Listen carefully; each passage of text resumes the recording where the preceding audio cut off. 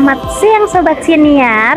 Kembali lagi bersama kami di Siniar Untuk Kita, podcast yang selalu siap untuk membawa kalian menelusuri kisah otentik dari sejarah.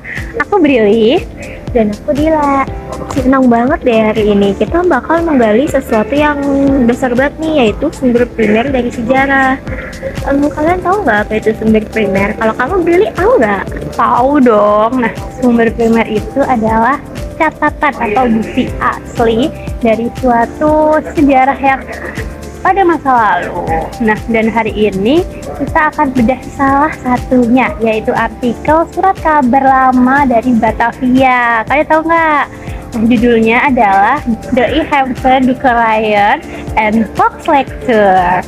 Dan artikel ini juga memuat permohonan dari Asosiasi Penerbit-Penerbit Pribumi kepada Menteri Pendidikan pada masa itu loh.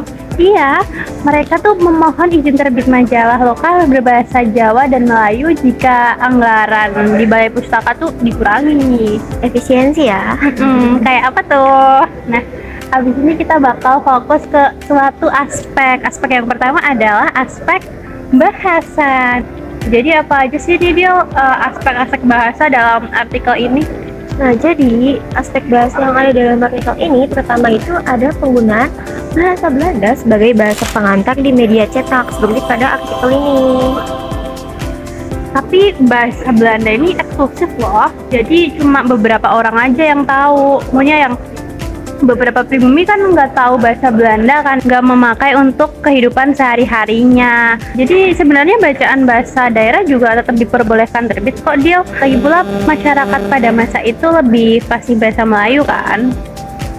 Betul banget, bacaan berbahasa daerah seperti bahasa Jawa dan Melayu ini terbitkan untuk dapat diakses pribumi setelah disesuaikan oleh Balai Pustaka loh.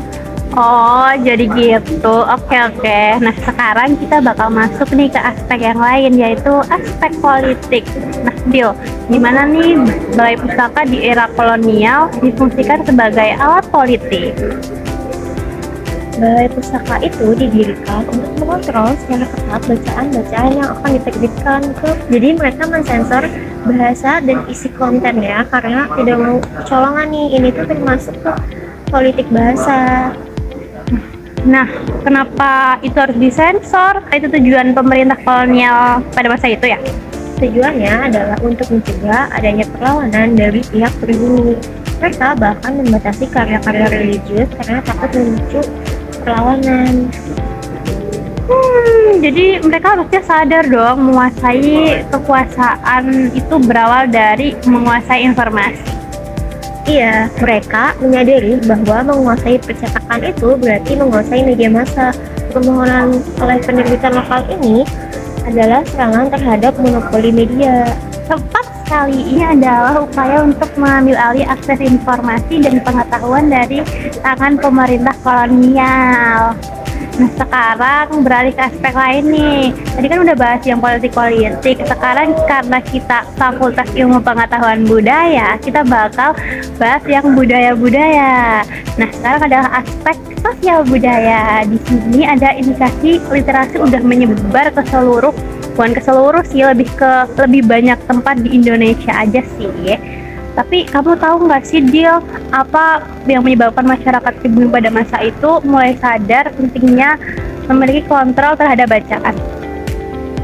Tahu dong, penyebabnya itu ada dua, yaitu penerbit pribumi yang memperluas akses baca dan tulis ke lapisan masyarakat yang lebih umum.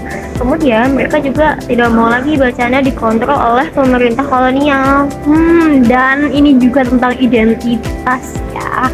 Tentu, penggunaan bahasa Jawa dan Melayu menjadi sarana untuk menjaga identitas dan kebanggaan terhadap budaya lokal di tengah dominasi kolonial. Ini melahirkan generasi intelektual muda yang melawan secara kultural. Wow, keren banget. Lalu kita lihat ke aspek pendidikan, karena kita lagi di kancah sedang menempuh pendidikan kan ya. Nah, menurut kamu nih, Dil, gimana permohonan ini berkontribusi pada pendidikan masyarakat?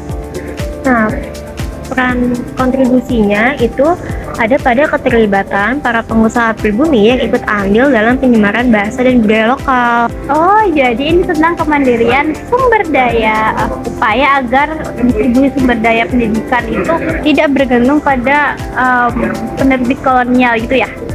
Iya, jadi teks ini menggambarkan kesadaran akan pentingnya pemberdayaan lokal dan peningkatan literasi untuk masyarakat pribumi di Hindia Belanda pada saat itu. Nah, terakhir nih, aspek ekonomi yang mendasari semua gerakan. Deal, menurut kamu gimana sih penerbitan ini mulai dilihat sebagai peluang bisnis yang modern gitu kan? Di era ini kayak apa-apa dijadiin ladang bisnis, kayak karena uang tuh penting nggak sih? Nah, kalau masa itu gimana? Jadi dalam aspek ekonomi, para pribumi ini mulai melihat kalau penerbit itu sebagai sebuah usaha modern. Mereka ingin mandiri secara finansial dan tidak bergantung pada penerbit kolonial seperti Balai Pustaka. Oh, jadi permohonan agar penerbitan Balai Pustaka diserahkan ke mereka itu adalah upaya yang jelas untuk merebut pasar penerbitan rakyat dari kolonial, gitu ya? Benar banget, ini memunculkan kelas pengusaha pribumi yang menguasai percetakan, distribusi, dan juga pemasaran. Industri penerbitan lokal menjadi sarana perputaran ekonomi yang baru. Daging juga ya pembicaraan kita kali ini. Kalau kita simpulkan dari pembicaraan tadi, nih artikel dari Hampshire, Dr. Ryan and Fox Lecture ini bisa diibaratkan sebagai cetak biru dari perlawanan yang sangat terorganisir. Nah, ini kan melawan secara politik dan juga ekonomi ya, sambil menguatkan budaya dan juga pendidikan. Iya, jadi gerakan ini bisa dikatakan sebagai simbol perjuangan yang membentuk kesadaran kebangsaan. Luar biasa, Sobat Senior. Semoga bedah tuntas kita hari ini bisa membuka mata kalian betapa pentingnya peran media dan literasi dalam sejarah perlawanan bangsa. Sampai jumpa. Doi doi.